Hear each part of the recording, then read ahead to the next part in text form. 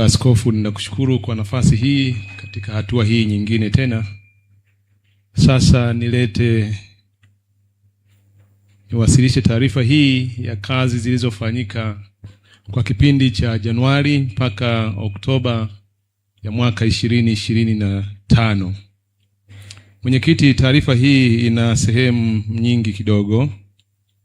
Imejumuisha ofisi yako Baba Askofu, lakini imejumuisha idara zote za AICT ndani ya dayosisi yetu ya Geita. Na hivyo kwa kuokoa muda, na kazi hii ya kusoma mpaka huko ni muda mrefu sana, nitaomba kwa ridhaa yako nitasoma sehemu ya kwanza ya utangulizi, lakini nitasoma sehemu ya pili ambayo ni muhtasari wa utekelezaji wa shughuli za vipaumbele kuendana na malengo makuu ya kanisa ya mwaka 2025. Na Baba Askofu, utaniruhusu kwenda sasa, ninaruka katika taarifa hii ili tu kuleta taswira kamili ya shughuli zilizofanyika. Lakini niombe radhi kabla sijafika huko. Ipo taarifa ya idara ya EK ambayo ndiyo sasa maana kwa sababu ya teknolojia vitabu vyetu kweli tumevipokea usiku na hakuna aliyepata muda wa kuvipitia na kuona marekebisho. Taarifa hiyo kumbe kiambata kilichowekwa sio cha mwaka huu, lakini ipo nakala yake. Nitaomba tu msimamizi wa idara atashare na mimi soft copy na tutaituma kwenye group letu. Nina hard copy moja tu. Sasa hatuwezi kupata muda wa kudurufu sasa hivi na kupata nakala kwa kila mjumbe. Baada ya hilo, mwenyekiti, ninaomba kuanza sasa kutoa taarifa hii. Ni taarifa ya kazi zilizofanyika kwa kipindi cha mwaka 2025 Januari mpaka Oktoba. Sehemu ya kwanza ambayo ni utangulizi. Askofu wa AICT Diocese, mwenyekiti wa Baraza la Sinodi ya Diocese ya Geita, mchungaji msaidizi wa askofu wa Diocese, kini wajumbe wa Baraza la Utendaji, wachungaji wote na wajumbe wote wa Sinodi ya 33 ya Diocese Uhuru wa Yesu. Yatupasa kumshukuru Mungu wetu kwa wema na fadhili zake katika maisha yetu na kwa namna anavyoendelea kulitunza kanisa lake. Sote tu mashahidi wa mema ambayo Mungu ameyatenda kwetu hata tu tangu tulipokutana katika Sinodi ya 32 ya mwaka uliopita ya Diocese ya Geita. Mwenyekiti, mwaka huu wa 2025 pia umekuwa na shughuli mbalimbali ambazo kanisa la AICT Diocese ya Geita katika ngazi zake kuanzia makanisa ya mitaa, vijiji, pastoreti na majimbo na diocese imeendelea kutekeleza.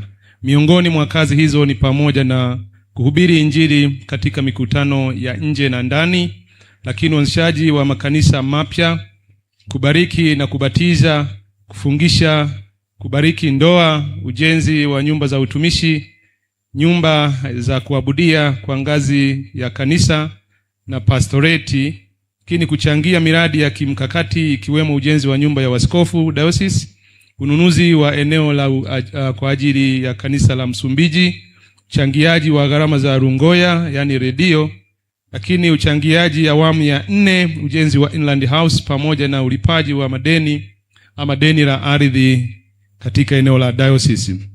Aidha, ofisi ya diocese imeendelea kuratibu shughuli mbalimbali za kanisa, usimamizi wa ujenzi nyumba ya waskofu, kushiriki kwenye harambee za ujenzi wa makanisa, kushiriki kwenye shughuli za kiserikali, kusimamia utoaji wa huduma za matibabu visiwani, utoaji wa huduma za kijamii ndani na nje ya mkoa wa Geita, kuendesha na kusimamia vituo vya watoto, kusimamia miradi ama taasisi za kanisa, kushiriki katika shughuli za misiba na kutembelea wagonjwa.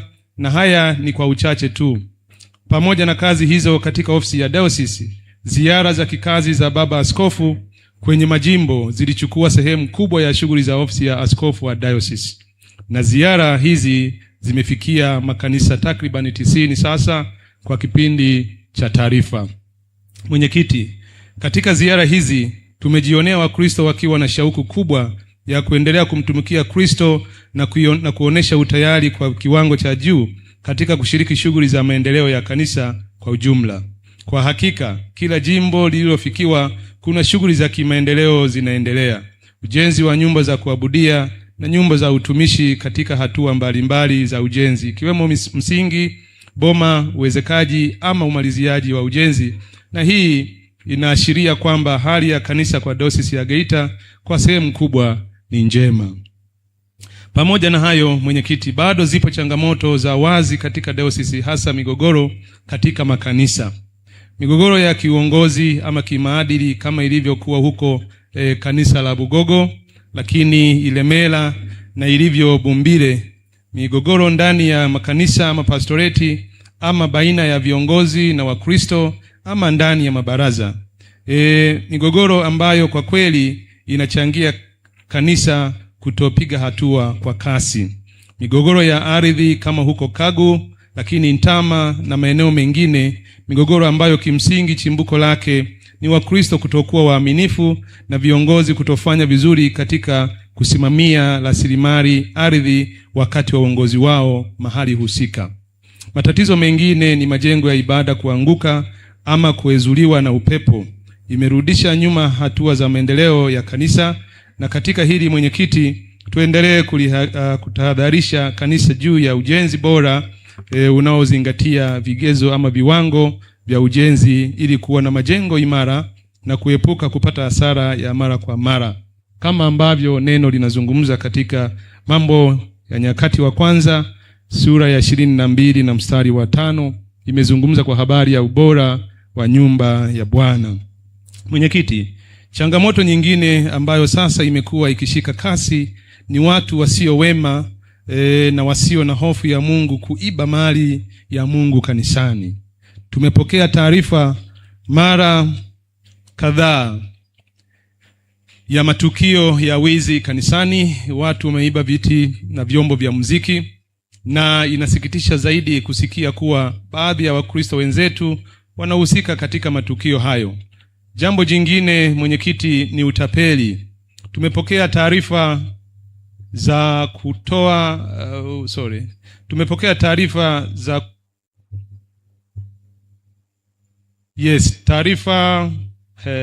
hii typing error. Lakini tumepokea taarifa za watu kutoa taarifa za uongo kwa lengo la kujipatia pesa kwa njia ya utapeli. Baba Askofu, mwenyekiti, katika wakati wa msimu wa Pasaka ulitahadharisha juu ya jambo hili lakini bado yametokea matukio mawili baadaye baada ya tahadhari ulioitoa. Mwenyekiti, kupitia baraza hili la Sinodi ya 33 tuendelee kutahadharisha kuwa wachungaji, wainjilisti na viongozi wote wa kanisa kuwa makini na watu nyakati hizi za uovu. Kuhakikisha una taarifa sahihi za mgeni yeyote na umejiridhisha na kushirikisha viongozi wenzako kabla ya kumkabidhi na kumruhusu kutoa huduma yoyote ya kikanisa ama kwa kanisa. Mwenyekiti, Baba Askofu wa Dayosisi, katika ziara zako tumeona majengo ya kuabudia na nyumba za utumishi zinaendelea kujengwa, uanzishwaji wa miradi ya kiuchumi, kwa mfano maduka ya uwakala, lakini naomba kurudia, uanzishwaji wa miradi ya kiuchumi kama maduka ya uwakala ulioizindua huko Rwamgasa, na ujenzi wa vitega uchumi yani frame huko Muganza, na miradi ya vichanja na frame huko Ntama, pamoja na sehemu nyingine kadha wa kadha, ni jambo jingine linaloleta radha na kuchangamsha dhana ya maendeleo.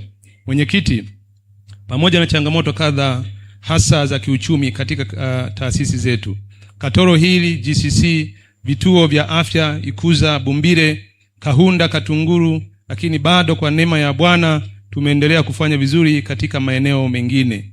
Mfano, shule ya awali na msingi Lichihiri, kwa wahitimu wa darasa la 7 2025 wamefaulu kwa kiwango cha daraja A bora, lakini Katoro kwa darasa la 4 kwa mwaka 2024 wastani wa daraja A kwa watoto wote 29 waliokuwa darasa la 4, na pia watoto katika vituo vyetu vya huduma ya mtoto na kijana Kasota, kati ya watoto 33 waliofanya mtihani wa darasa la 7 waliofaulu ni 21.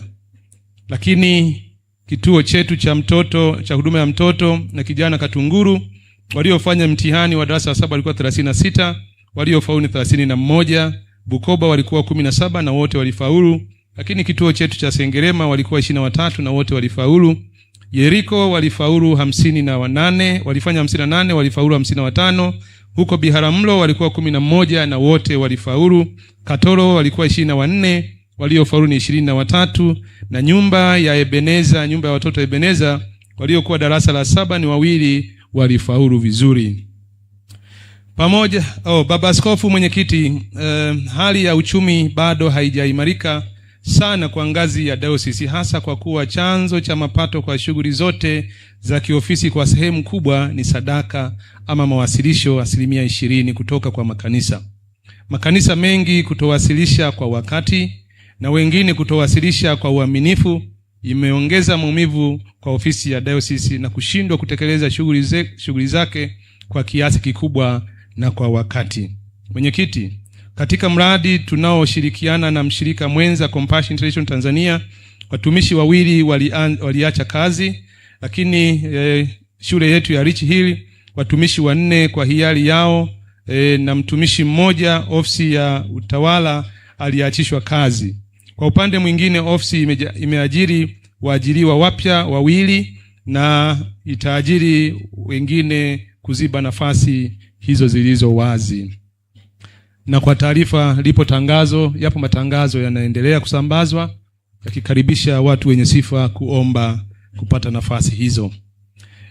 Mwenyekiti, inasikitisha kwamba bado tunazo changamoto zinazotokana na baadhi ya viongozi ama watendaji ambao wameaminiwa na kanisa na kuwekwa katika nafasi kulitumikia kanisa ndani ya dayosisi yetu kwa maksudi kuamua kusariti miongozo na kanuni zinazotuongoza katika kazi na kufanya ubadhirifu ambao unaleta migogoro na aibu kwa kanisa la Mungu. Ubadhirifu katika matoleo, fedha zinazotolewa na washirika wenza kuunga mkono juhudi za kanisa kuihudumia jamii. Mwenyekiti, ni lazima juhudi za makusudi zifanyike kuwajibisha bila kuwaonea aibu wala kuwatetea wale wanaobainika kuhusika na ubadhirifu wa namna hii. Dayosisi imetekeleza ama kusimamia shughuli za kimaendeleo kama vile harambee ndogo ya ujenzi wa nyumba ya waskofu ya dayosisi, harambee ujenzi wa kanisa Nyehunge na kwingineko, ukusanyaji kodi kutoka kwa wapangaji wa eneo la dayosisi na ulipaji deni la ardhi na katika kiwanja chetu namba 96 Kitalu A ambalo lilifikia shilingi milioni 17 kwa mwaka wa fedha wa 25-26, pamoja na eneo la Hayabuyaga kiwanja namba 13 Kitalu E ilikuwa ni deni la milioni 4 kwa mwaka wa 2025, na mpaka sasa mwenyekiti, deni lote limelipwa. Kama makofi hayatoshi, mmelipa wenyewe ndugu zangu, pigeni tu makofi. Aidha, katika utekelezaji wa maazimio ya vikao vya mabaraza ya dayosisi imefanya mabadiliko ya vituo vya kazi kwa watumishi, wachungaji na wainjilisti, pamoja na kuwapangia vituo vipya vya kazi watumishi wachungaji waliohamia kutoka dayosisi zingine. Mwenyekiti, ninaomba tu kwa nafasi hii tuwatambue Wakristo ama wachungaji waliohama kutoka dayosisi zingine na wamehamia dayosisi yetu ya Geita na tayari wana vituo vyao. Naomba msimame kama mko humu, msimame tafadhali. Ni wachungaji 4. Na mmeanza utoro? Haya, okay, asante. Basi mkae wapendwa. Ni zaidi ya 4 tafadhali. Ni zaidi ya 4, wengine walikuwa ni mwaka jana, lakini mwaka huu nafikiri tumekuwa na hawa 4. Mwenyekiti, pamoja na wajumbe wa mkutano huu, katika taarifa hii kuna taarifa mbalimbali za kazi zilizofanyika ndani ya miezi hii 10 ili kujadili, kutoa ushauri na hata kuazimia kwa mustakabali wa maendeleo ya dayosisi yetu. Yapo mapendekezo kutoka baraza la utendaji la sinodi ya dayosisi kuhusu vipaumbele kwa mwaka 2025, shughuli zake na namna bora ya kufanikisha mpango wa dayosisi. Mwenyekiti, nikumbushe kuhusu maono ya dayosisi ya Geita ni kuwa na dayosisi ambayo kila mtu anaishi kwa upendo, furaha na amani, wakihudumiana kwa upendo, huku wakimtukuza Mungu kwa uzuri wake. Na tamko la utume ni kuwa dayosisi inayokusudia kujenga uwezo wa kanisa la mtaa na jamii kwa lengo la kuleta mabadiliko ya kimwili na kiroho kwa watu yatakayowawezesha kuishi maisha mazuri sasa na baadaye. Ili kufanikisha maono na utume wetu, yapo malengo makuu 4 ambayo AICT kupitia mabaraza ya kikatiba imekubaliana kuyatekeleza. Ingawa mpaka sasa mpango mkakati wa 2025 mpaka 2029 haujatolewa nakala, bado ni muhimu kutembea katika malengo hayo: kuwa kanisa lililokomaa na kustawi kiroho, kini kuwa kanisa lenye uchumi imara, kuwa kanisa linalotoa huduma bora na kamilifu kwa jamii, pamoja na lengo la mwisho la 4 ni kuwa kanisa lenye uongozi na utawala bora. Mpaka sasa Dayosisi ya Geita ina kanda 4. Mwenyekiti, haya ni mengine nimegusa kwenye mapendekezo ya mabaraza ama maazimio ya baraza. Kwa hiyo takwimu zingine tazisoma, pengine zinakuwa ngeni, lakini tutakula nazo huko baadaye. Mpaka sasa Dayosisi ya Geita ina kanda 4 kwa maana ya Geita, Sengerema, Chato na Kagera. Jumla ya majimbo ni 29 kwa maana ya kwamba tunalo jimbo moja ambalo ni jimbo teule, lakini pastorate mpaka sasa ni 168, lakini local church 613. Na ina idara 7 ikijumuisha idara ya utawala, fedha, idara ya mipango, uchumi, uwekezaji, lakini idara ya wanawake, idara ya vijana, idara ya elimu ya Kikristo, idara ya injili na misheni, pamoja na idara ya elimu. Kupitia idara zake Dayosisi imefanikiwa kutekeleza shughuli za vipaumbele kipindi cha Januari mpaka Oktoba kama ilivyoainishwa katika taarifa hii. Mwenyekiti, sasa ninaenda kusoma sehemu ya pili ambayo inahusu muhtasari wa utekelezaji wa shughuli za vipaumbele kuendana na malengo makuu ya kanisa ambayo tumekuwa tukitembea nayo.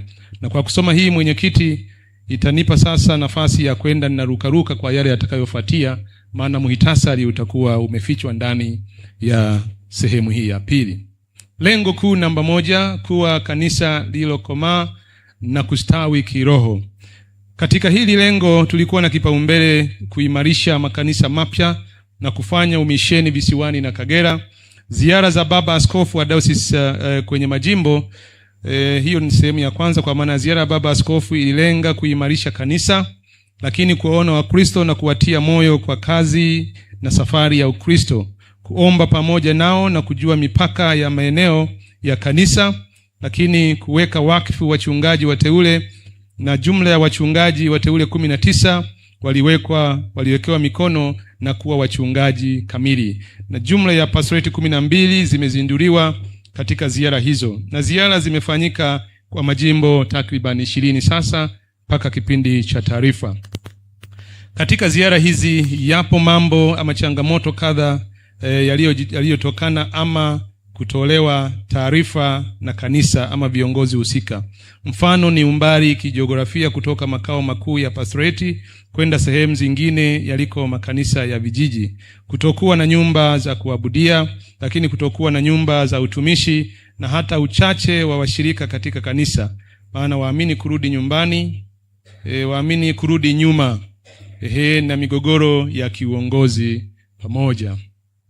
Lakini zimefanyika ibada na mafundisho katika maadhimisho ya Pentekosti katika pastorate zipatazo 150 na 150 kati ya 163. Imefanyika mikutano ya injili 20 na watu 129 walikabidhi maisha yao kwa Yesu Kristo. Lakini kuongeza idadi ya kwaya zinazofanya umisheni ndani na nje ya Dayosisi yetu ya Geita, lakini kununua viwanja vya makanisa kama huko Kagera, kanisa la Misenyi pamoja na Kashenye, kanisa la hapo Bukoba mjini, lakini kupeleka huduma magerezani. Katika kutekeleza kipaumbele hiki, idara zimefanya semina mbalimbali za kuwaimarisha kiroho, na idara ya wanawake imefanya semina kwa viongozi wa majimbo 22 kufanya ziara kwenye pastorate. Mwenyekiti, Katika hili ninaomba niseme kidogo katika hili swala la Kagera na ununuzi wa viwanja hivyo. Mwenyekiti, katika kutekeleza kipaumbele hiki kwenye lengo hili, ofisi yako ikiongozwa na wewe mwenyewe kwa kushirikiana na watumishi wa Mungu wachungaji uliitisha kikao huko Kagera, Bukoba, kililenga kujadili kwa habari ya maazimio ya baraza kwa namna ambavyo sasa dayosisi mpya ama dayosisi teule ya Kagera itaendelezwa mchakato wake kwa kasi na mipaka mipya kuitangaza. Mwenyekiti, uliwasiliana na watu pastoreti zingine walio tayari kuwa wafadhili ili kuimarisha makanisa ambayo bado ni machanga, kuyasaidia, kuyawezesha kiuchumi, lakini na kuyalea ili yakue vizuri. Pastoreti ya Katoro ilishiriki kwa vizuri, na miongoni mwa waliohusika waliofika siku hiyo kwenye kikao chako Baba Askofu, tulipata shilingi milioni 5 ikielekezwa kununua eneo la kiwanja cha kanisa katika kanisa la Misenyi. Lakini tulikuwa na katibu mkuu wa AICT, naye alielekeza ofisi yake ya katibu kutoa milioni 2,500 pamoja na ofisi ya dayosisi kutoa milioni 2,500 ili kuhakikisha tunanunua eneo la kanisa huko Misenyi. Jambo hili ni jema Baba Askofu, Mungu aendelee kubariki kwa maono hayo. Mnaweza kupiga makofi wapendwa. Katika lengo namba 2, kuwa kanisa lenye uchumi imara, kipaumbele chake ilikuwa ni kufanya uwekezaji kwa kutafuta ama kukaribisha wawekezaji kwa kutumia rasilimali ardhi iliyopo kwa ngazi zote za kanisa, yani kuanzia local church mpaka diocese. Katika ziara za Baba Askofu, utakumbuka tumeona makanisa ya kibuni na kutekeleza miradi ya uzalishaji. Makanisa yamehamasika kujisajili majina ya biashara ili kuanza biashara. Ofisi ya dayosisi imepata wapangaji katika eneo la kanisa na kukusanya kodi. Lakini ulimaji wa mpunga Idoselo ni mradi ambao baba umeubuni mwenyewe mwenyekiti, unaendelea.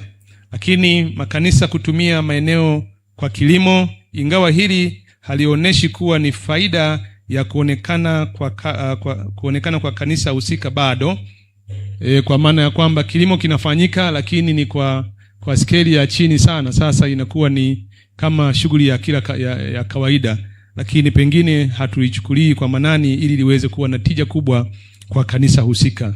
Maeneo tunayo katika makanisa yetu yanafaa kwa kilimo, sasa yatumiwe kwa weledi kwa kushirikiana na MUUM idara yetu.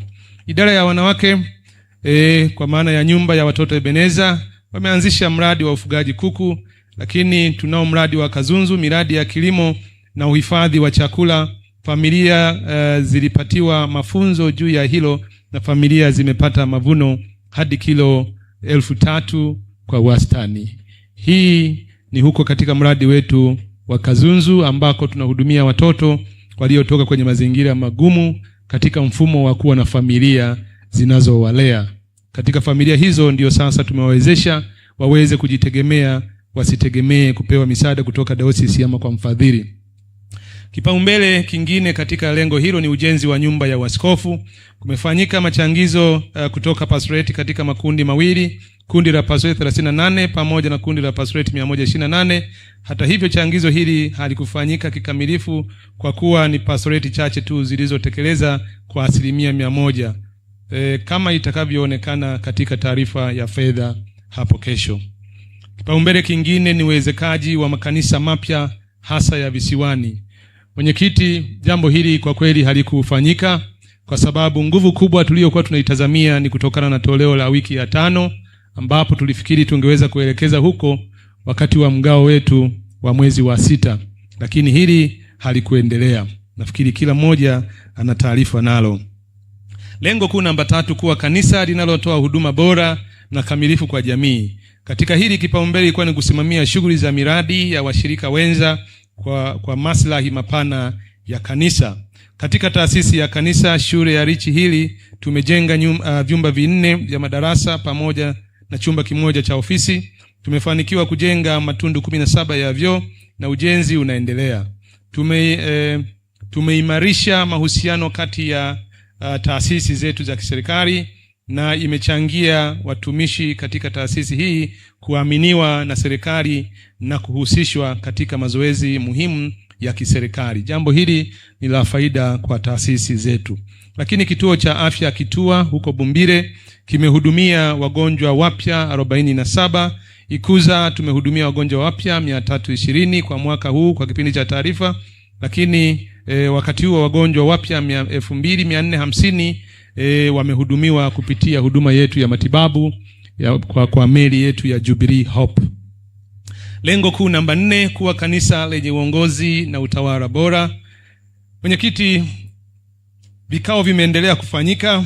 Baraza la utendaji limefanya vikao vya kawaida 3, vyote vilikuwa na maazimio ambayo kwa sehemu kubwa yalitekelezwa.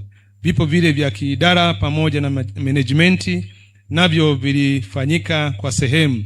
Aidha, vimefanyika vikao kwa njia ya mtandao na pamoja na vile vya ana kwa ana na watendakazi wa vituo vya huduma ya mtoto na kijana ili kuweka mikakati madhubuti kuboresha huduma za kanisa kwa jamii. Vimefanyika vikao viwili vya wakuu wa idara za diocese pamoja na kikao kimoja cha wenyeviti na makatibu wa majimbo.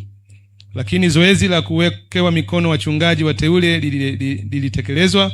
Kati ya wateule 20 ni mteule mmoja tu ambaye mpaka sasa hajawekewa mikono, naye yuko kwenye ratiba yako Baba Askofu, atawekewa wakati utakapokuwa umefika.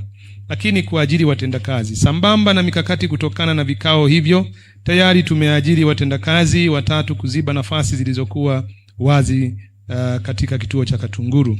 Lakini tumetembelewa na wageni mbalimbali katika diocese yetu. Lakini kipaumbele kingine ilikuwa ni usimamizi na utunzaji wa rasilimali za kanisa. Katika ziara na vikao mbalimbali, watendaji wameendelea kusisitiza juu ya umuhimu na ulazima kuwa na nyaraka za umiliki wa maeneo ya kanisa, iwe hati ya wizara ama zile za kimila zinazotolewa na serikali za vijiji, ili kuwa na uhalali wa umiliki wa eneo la kanisa na kulinda mipaka. Katika ziara za Baba Askofu, ni hati 2 za kimila ama za kiserikali zimepatikana na kukabidhiwa kwa ofisi ya diocese. Katika eneo la diocese Ihayabuyaga, eneo letu iloko hapo mjini kabisa, tumefanikiwa kupata hati miliki ili hali eneo la diocese mahali ambapo ofisi zipo, kwa maana ya kwamba hata humu tulimo eneo hili tayari sasa liko kwenye mchakato wa kupata hati zake, kwa sababu kilichokuwa kinatukwamisha ilikuwa ni hilo deni ambalo sasa tumeshalikamilisha.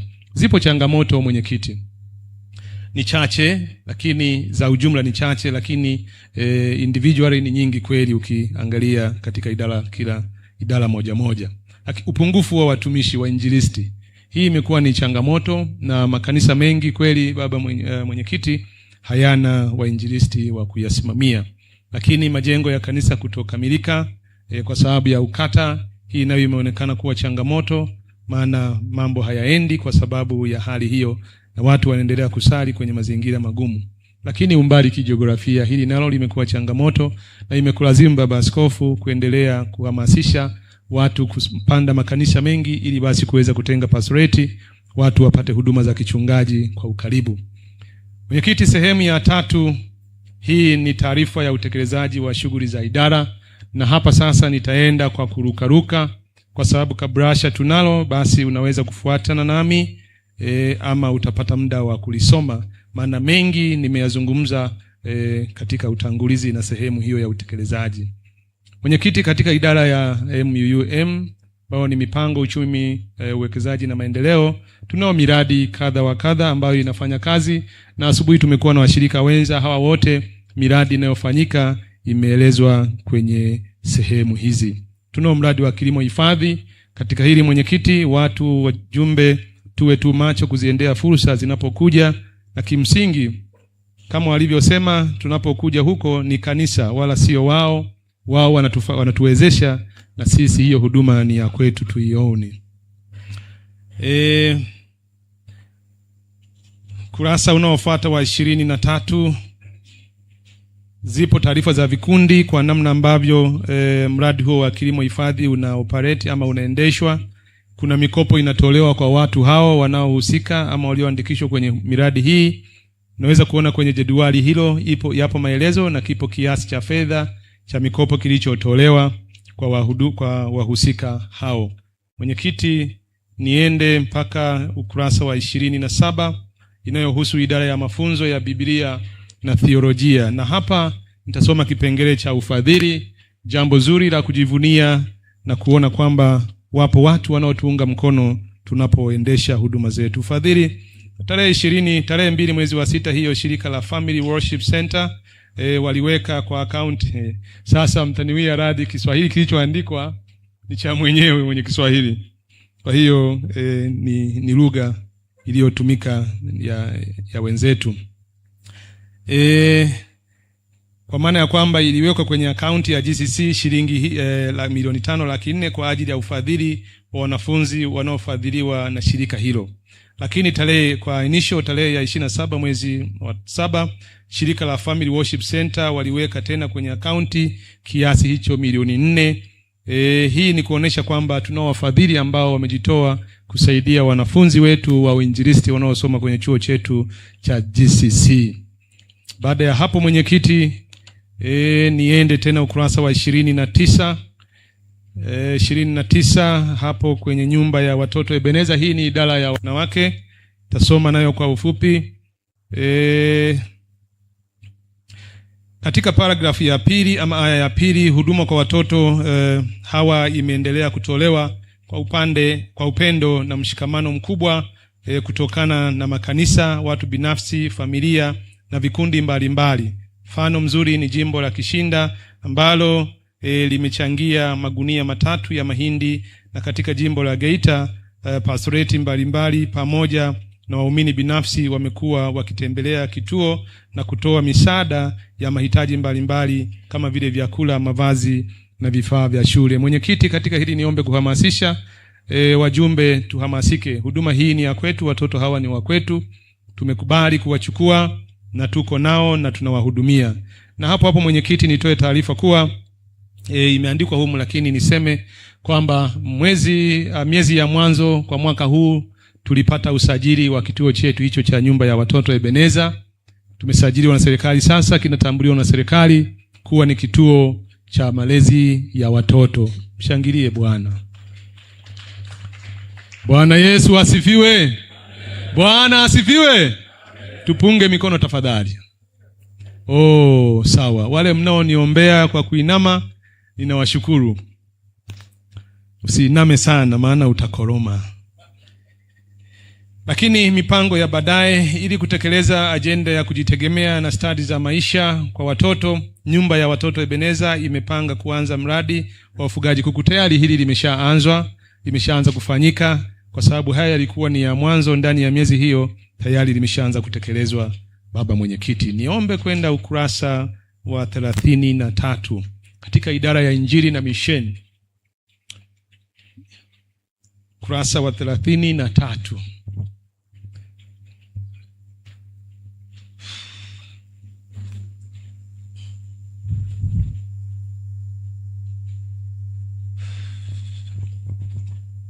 Kurasa wa 33 katika idara hiyo ya misheni. Naomba kusoma mambo ambayo yameathiri utendaji wa idara. Jambo la kwanza mwenyekiti ni kutofuatwa kwa matukio ya idara.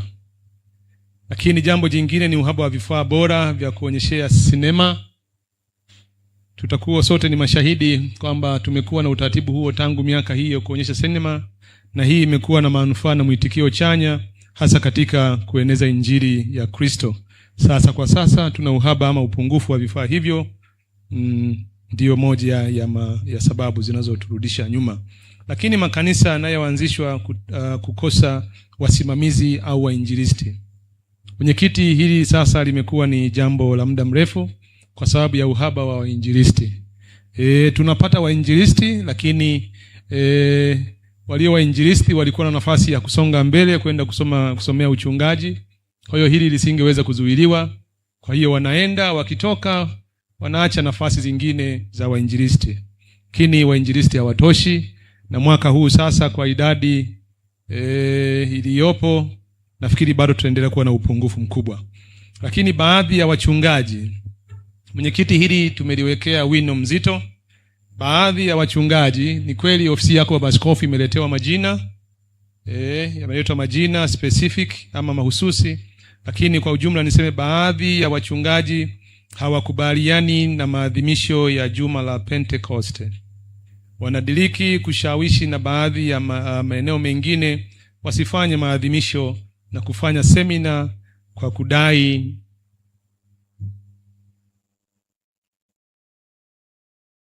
kudai hiyo sijaielewa, lakini kwamba sio kubadilisha. Asante baba askofu, kwamba wanadai ni kubadilisha kanisa kuwa la Kipentekoste. Bwana asifiwe. Lakini mwenyekiti, haya ni maazimio ya sinodi yako hii. Nafikiri lilitokea humu, halikuibuka tu. Kwa hiyo kulikuwa na makubaliano, na sio tu hapa, nafikiri ni AICT yote. Mwenyekiti, jingine ni makanisa yaliyo mengi hayafanyi mikutano ya injili yoyote na semina kwa kuogopa gharama. Haya ni baadhi ya mambo ambayo kwa kweli yameathiri kabisa utendaji wa idara hii.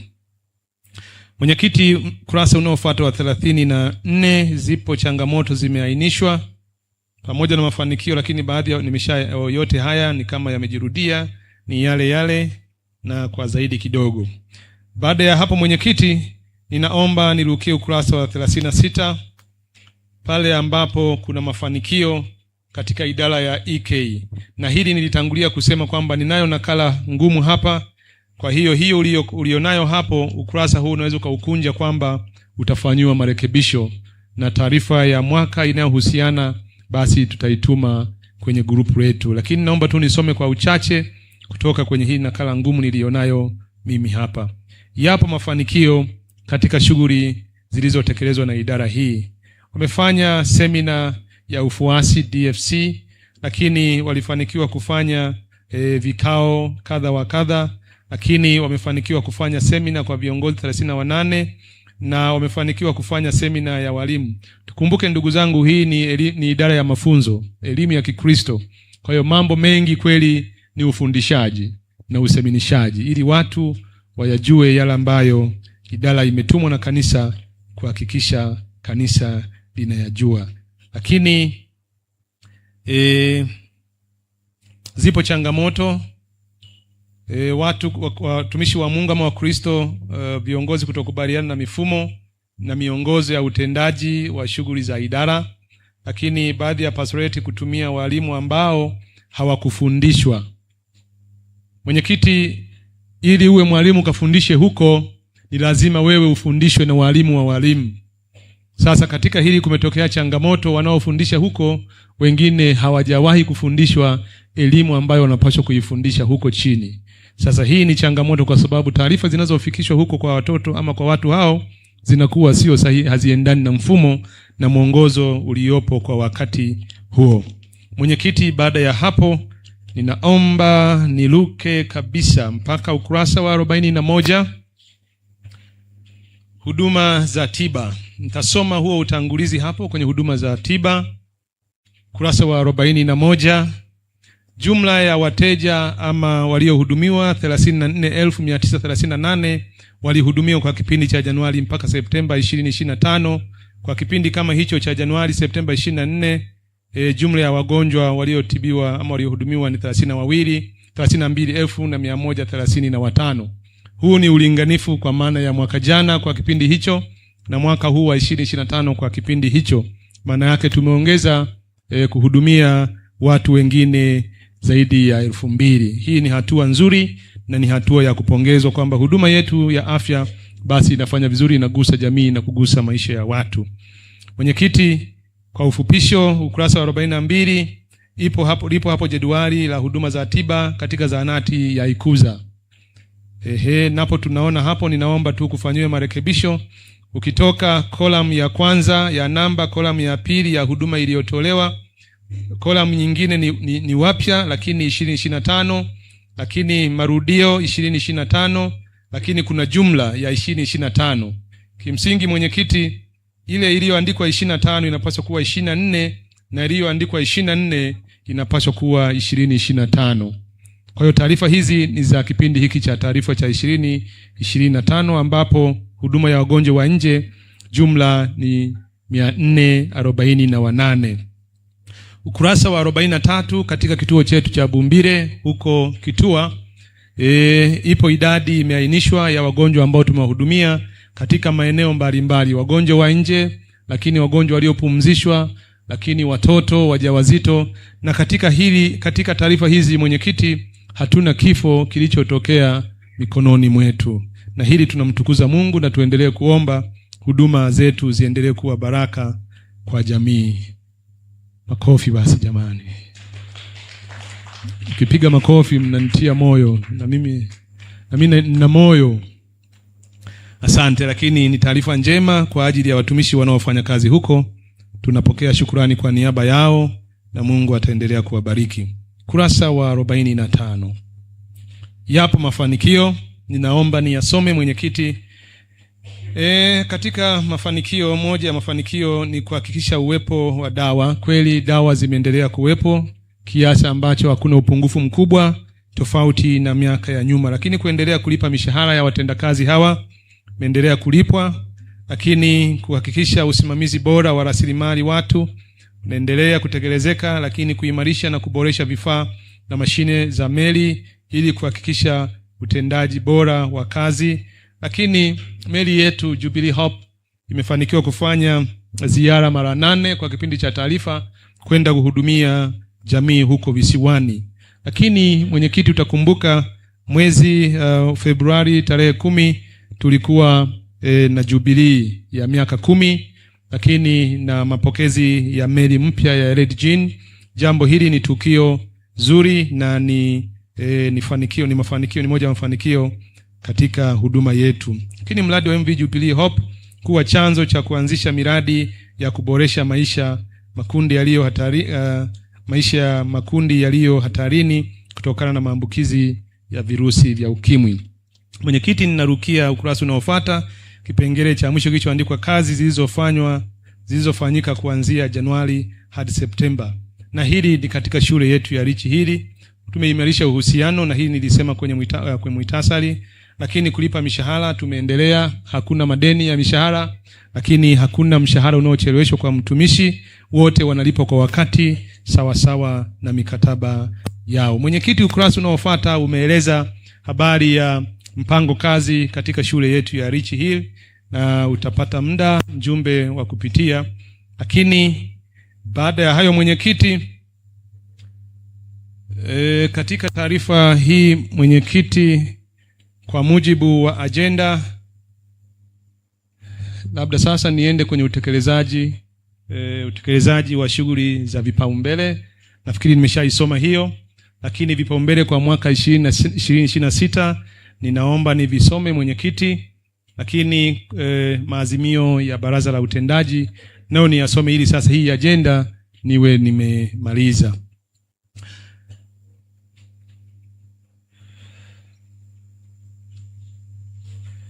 Mwenyekiti, nidokeze katika ukurasa wa 53. Kurasa wa 53 kuna taarifa ya kina kuhusu ziara za baba askofu. Ipo taarifa ya kina kuhusu ziara za baba askofu, tafadhali unaweza kuipitia. Na katika taarifa hiyo ya kina basi imeeleza hata pasweti zilizozinduliwa katika ziara zake zimeainishwa hapo chini mwishoni kwa majina yake. Lakini sasa mwenyekiti, nisome mapendekezo ya shughuli za vipaumbele kwa mwaka 2026. Hii inapatikana ukurasa wa 57.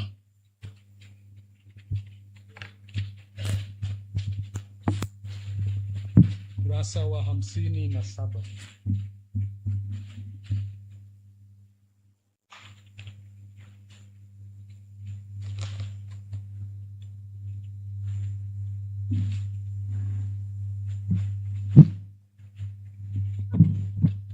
Vipaumbele vya kanisa Dayosisi ya Geita kwa mwaka 2026. Mwenyekiti, vimeainishwa kulingana na malengo makuu ya kanisa. Column ya kwanza ni lengo kuu, lakini column ya pili ni vipaumbele. Column ya tatu ni shughuli kutekeleza vipaumbele husika. Katika lengo kuu mkakati la kwanza ambalo linasema kuwa na kanisa lililokomaa, Kipaumbele ni kufanya umisheni na uinjilisti na kupanda makanisa mapya na katika dayosisi yetu ya Kagera. Shughuli ambazo zimeainishwa kutekelezwa ni kufanya mikutano ya Injili, lakini kwaya kufanya ziara, lakini kuwa na pastoreti ama wakristo wafadhili wa makanisa yanayoanzishwa, lakini kupeleka watumishi wenye uwezo mkubwa kusimamia. Lakini jambo jingine la kufanyika ni kufanya ziara kwenye majimbo na pastoreti. Katika lengo kuu la pili, kipaumbele ni kutekeleza miradi ya kimkakati, kwa maana ya kukamilisha ujenzi nyumba ya uaskofu, lakini kukamilisha hosteli za idara ya wanawake na uchangiaji umaliziaji wa Inland House. Haya ni baadhi ya mambo makubwa katika shughuli za kimkakati, miradi ya kimkakati kutekelezwa. Na hili kazi yake ama shughuli yake ni uchangiaji wa fedha kwa kila pastoreti. Mwenyekiti, kipaumbele cha pili katika lengo hilo ni kuhamasisha kanisa kwa ngazi zote na idara kuwa na miradi ya kitega uchumi endelevu kwa kanisa na kwa Mkristo mmoja mmoja kutegemea mazingira na fursa zilizopo. Lakini jingine la kipaumbele cha tatu ni kutafuta wawekezaji katika uchimbaji madini kwenye vitalu vya dayosisi. Mwenyekiti, nitumie nafasi hii kutoa taarifa hii kuwa sinodi iliyopita kulikuwa na maazimio maazimio ya baraza yaliyowasilishwa kwenye sinodi yako ya 32 kwamba kulikuwa kunafanyika mchakato ili tuweze kumiliki vitalu vya madini. Tunamshukuru Mungu, tumefanikiwa kumiliki sasa vitalu viwili vya madini, tunazo leseni halali. Hili asante baba. Mzee alikuwa anazungumzia kuwa na dhahabu. Sisi ziko chini, lakini hatujazitoa tu, lakini ziko chini. Kwa hiyo ni jambo la kumshukuru Mungu. Na sasa katika vipaumbele tumeweka hilo nalo kuwa moja vipaumbele, kwamba tuhakikishe basi tunapata wawekezaji waje wachimbe, wenye uwezo wa kuchimba, tuzungumze nao kuweka mikataba mizuri ili na kanisa sasa tunufaike kupitia rasilimali ambayo Mungu ametupa mahali hapa Geita. Lakini shughuli itafanyika ni kutoa elimu na mafunzo katika ngazi zote za kanisa juu ya umuhimu na nafasi ya uchumi, uwekezaji, ujasiriamali na ajira kwa kanisa na Wakristo. Angalau semina moja kila baada ya miezi mitatu, kwa maana ya angalau miezi mitatu tuwe na semina kuhusiana na mambo hayo. Katika lengo mkakati namba 3, mwenyekiti, kipaumbele ni kuboresha miundombinu majengo katika huduma za elimu na afya katika ngazi zote za kanisa. Tumekusudia kujenga ama kukarabati miundombinu mbalimbali, kuboresha vituo vyetu vya huduma. Lakini tutakuwa na ujenzi wa sekondari ya Rich Hill. Na mwenyekiti, katika hili baraza lako lilidokezwa na management yako, baraza la utendaji lilidokezwa na management yako kwamba wapo wadau walioonyesha utayari wa kushirikiana na sisi kama dayosisi kufanya ujenzi wa shule yetu ya sekondari hapa Rich Hill. Na wadau hao ndio hawa ambao wametoka kuzungumza muda si mrefu. Equity Bank wako tayari kushirikiana na sisi kutoa mikopo kwa makubaliano mazuri ili basi tuweze kujenga shule yetu kwa wakati huu. Shule yetu ina uhitaji mkubwa wa kuwa na sekondari, maana wazazi wengi wanatamani watoto wanaotoka hapa kila mwaka wanaulizia shule ya sekondari itakuwa tayari. Kwa hiyo mwenyekiti, chini ya uongozi wako umeliona hili linaweza kuifaa jamii. Lakini kukarabati vituo vya afya. Tunao vituo vingi vya afya ndani ya dayosisi ya Geita, vimedhoofu kweli, vingine vimechakaa, lakini ni maeneo ambayo ni ya msingi kutoa huduma kwa watu na yanaweza kulizalishia kanisa na kugusa maisha ya watu. Na hivyo tumependekeza kituo cha Katunguru na Kabiga, tunaweza kuanza na kimoja wapo ili kukifanyia marekebisho basi kianze kutoa huduma, na hii ni nguvu yetu, tutafanya. Lakini kipaumbele cha kwanza katika lengo mkakati la 4 ni kusimamia rasilimali za kanisa na mawasilisho kwa kufuata katiba ya kanisa. Tutafanya kuandaa semina faragha za viongozi, lakini viongozi wa kanisa ngazi zote kushiriki semina na mafunzo mbalimbali kuwajengea uwezo. Jingine ni kufanya mikutano mabaraza ya kikatiba kwa mujibu wa katiba kwa kila kanisa na pastoreti. Na katika hili mwenyekiti, nafikiri kuna moja imerukwa, lakini ni kuhakikisha kwamba vitabu vya fedha vinakaguliwa kwa kila mwezi. Ofisi ya uhasibu imejipanga vizuri kuhakikisha hilo linatekelezwa kwa uzuri. Mwenyekiti, lilikuwa ni vipaumbele, lakini maazimio ya baraza la utendaji. Mwenyekiti, ninaomba nisome maazimio. Nafikiri hiyo haikuwemo humo. Mwenyekiti, wewe mwenyekiti iko hapo.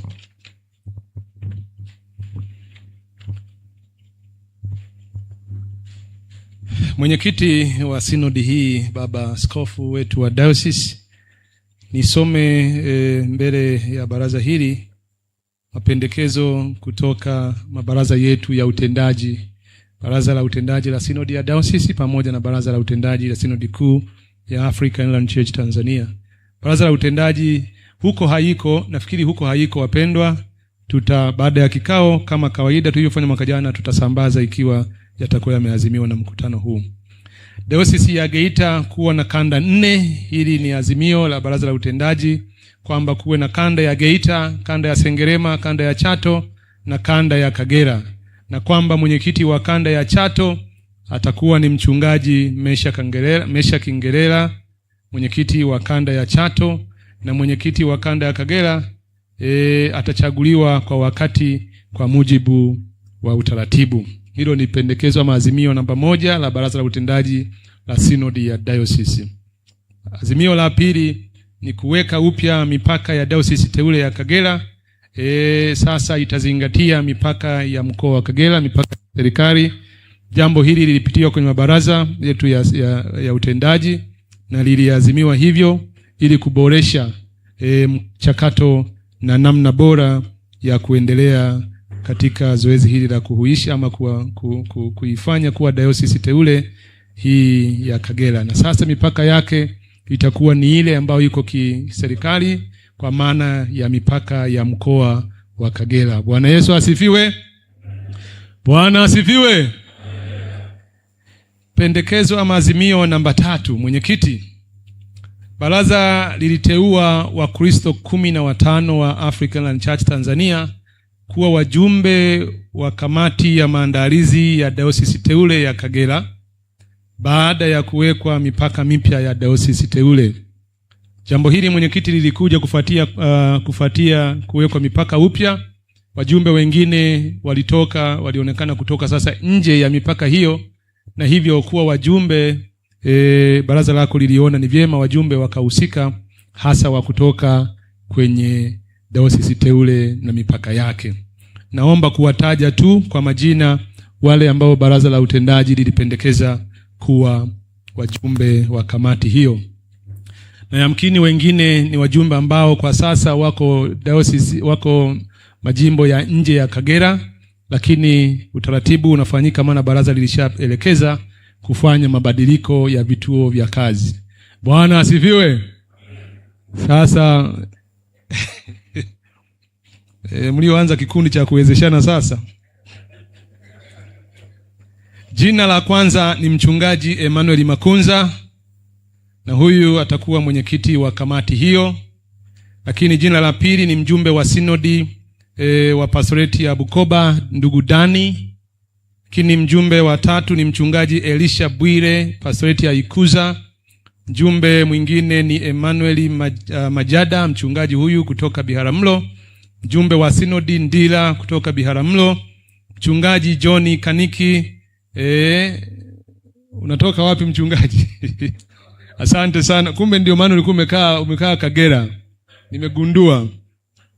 Lakini mjumbe wa sinodi Kilango kutoka pastoreti ya Ngara. Okay,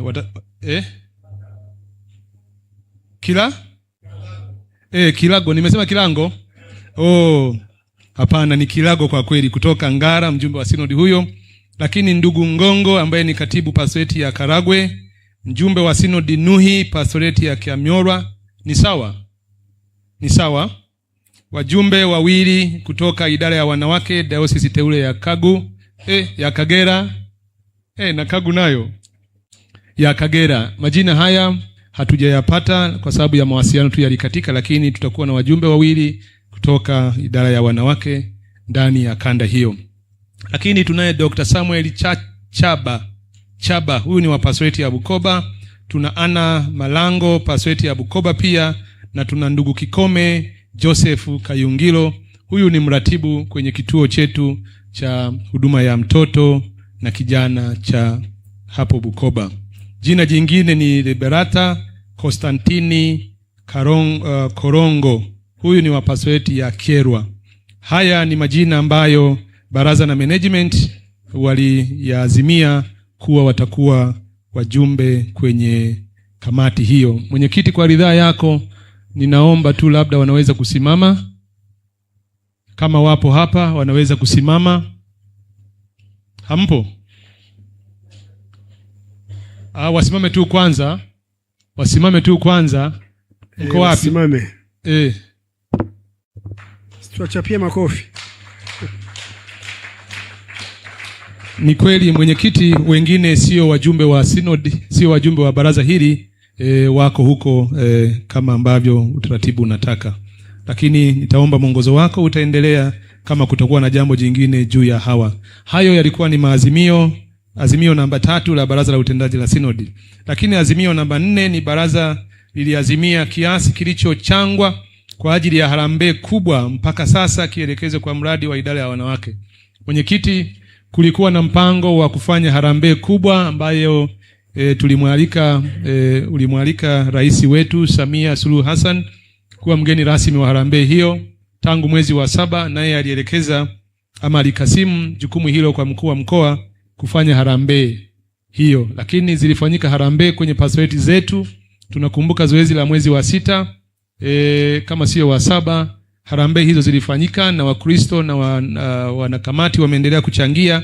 Na hivyo kwa sababu kusudio ilikuwa ni kumalizia ujenzi wa hostel za idara ya wanawake pamoja na ujenzi wa nyumba ya Ebeneza pamoja na ujenzi wa mabweni shule ya Richi Hill, baraza lako limeazimia kwamba fedha ambayo sasa imeshachangwa kwa kuwa harambee mpaka sasa haijafanyika kwa sababu ya kuahirishwa mara kwa mara, fedha hiyo sasa itumike. Na baraza lako likaazimia fedha hiyo ielekezwe sasa kwenye mradi wa idara ya wanawake, ujenzi wa hostel.